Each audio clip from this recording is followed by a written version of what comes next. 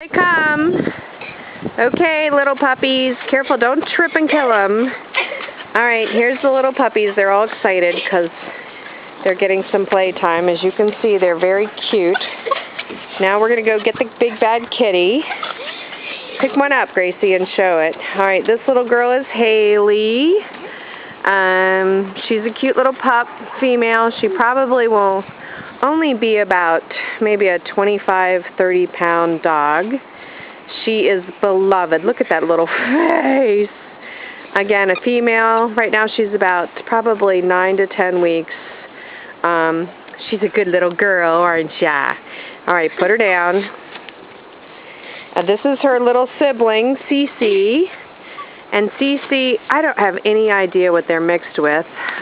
Maybe some Beagle, maybe some Jack, I don't know, but this is another little sweet puppy.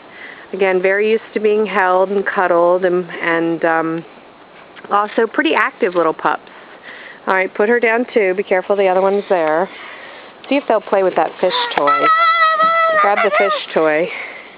They're very hyper right now because we just got them out to play with them. Oh, quit snarking at each other. This is what happens when puppies play. They snark at each other.